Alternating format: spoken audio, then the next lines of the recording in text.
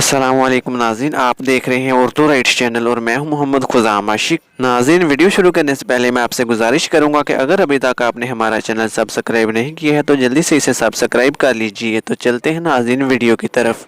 एक गांव में एक बापर्दा खातून रहती थी जिनकी डिमांड थी कि शादी इससे करेंगी जो इन्हें बापर्दा रखेगा। एक नौजवान इस शर्त पर निकाह के लिए रजामंद हो जाता है और दोनों की शादी हो जाती है। वक्त गुजरता रहता है, यहाँ तक कि एक बेटा पैदा हो जाता है। फिर एक दिन शोहर कहता है कि मैं सारा दिन खेतों में काम करता हूँ, खाने के लिए मुझे घर आना पड़ता है जिससे वक्त का ज़िया होता है। तुम मुझे खाना खेतों में पहुँचा दिया करो। बीवी राजी हो जाती है। इसी तरह वक्त गुजरता रहता है और एक और बेटा पैदा हो जाता है, जिस पर शोहर कहता है कि अब गुजारा मुश्किल है, तुम्हें मेरे साथ खेतों में हाथ बटाना पड़ेगा। यूं वो बापर्दगी से नेम पर्दे तक पहुंच जाती है। फिर अल्लाह ताला ने इन्हें तीसरा बेटा अता फरमाया। तीसरे बेटे की पैदाइश पर इसका शोहर मुकम्मल बेपर्दगी तक ले आया।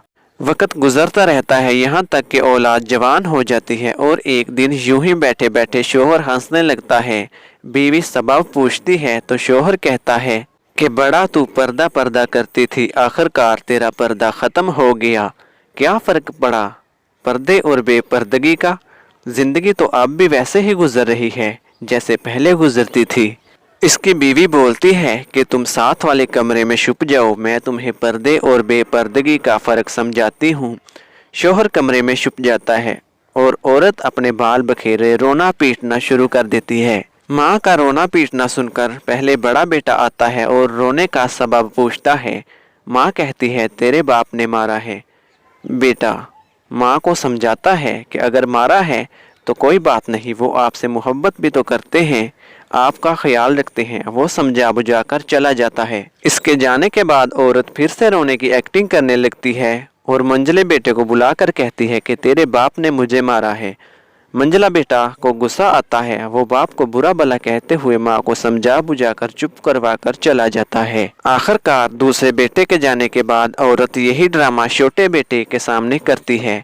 छोटा बेटा तो गुस्सा से आग बगोला हो जाता है और ज़ोर ज़ोर से गालियाँ बकते हुए डंडा उठाता है और कहता है कि अभी बाप की खबर लेता हूँ। फिर बीवी अपने शोहर को दरवाजे की ओर से सामने आने को कहती है।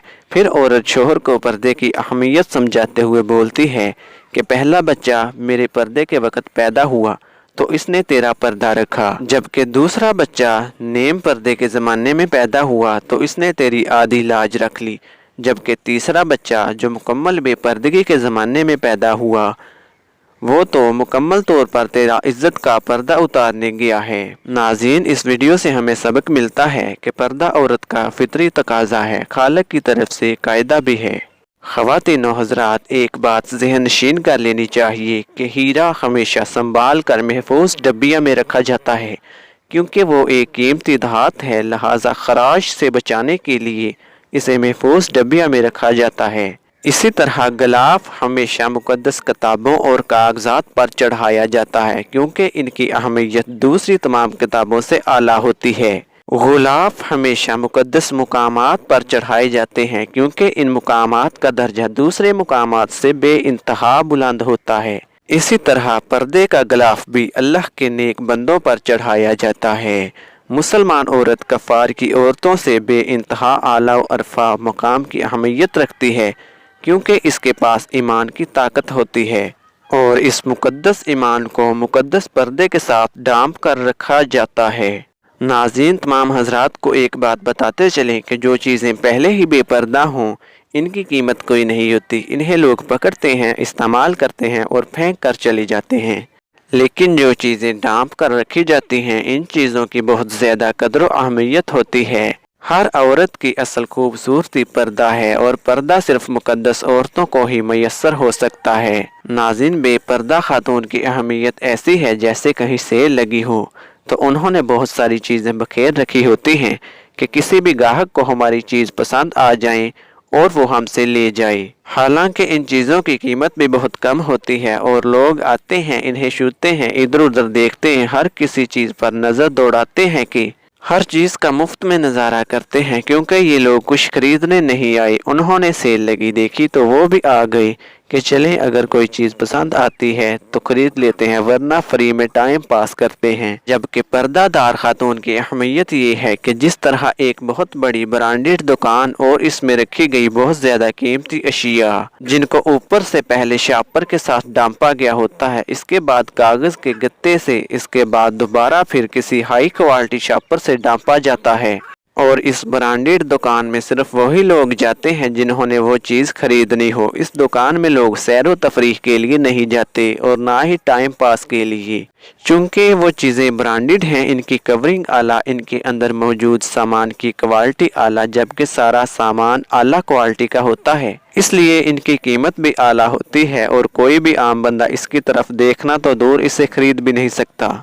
पहली किस्म की औरतों की अक़साम ऐसी ही है जैसे सेल में बिखरी गई चीज़ें जिन्हें हर बंदा छू सकता है, हर बंदा देख सकता है, खरीद सकता है और इस्तेमाल कर सकता है। बखेरी हुई चीज़ों से मुराद अपने जिस्म की नुमाइश करती है और हर बंदा इनसे लुत्फ़ अंदोज़ हो सकता है और वो सामान बिकता भी ज़्यादा है क्योंकि इसकी कीमत ना होने के बराबर होती है। जबकि दूसरी औरतों की किस्म जो पर्दे वाली हैं, इनकी मिसाल ऐसी है जैसे कि ब्रांडेड और बहुत कीमती चीज़ें इनको हर कोई देख नहीं सकता क्योंकि वो पर्दे में होती हैं। इनकी एक अलग क्वालिटी होती है। लोग इनकी तरफ देखकर आरजू करते हैं कि काश हमें भी ऐसी पाकीज़ा क्वालिटी वाली चीज़ मिल जाए, लेकिन इन ढकी हुई चीज़ों की अपनी अलग पहचान होती है और हर कोई इन चीज़ों को खरीद नहीं सकता।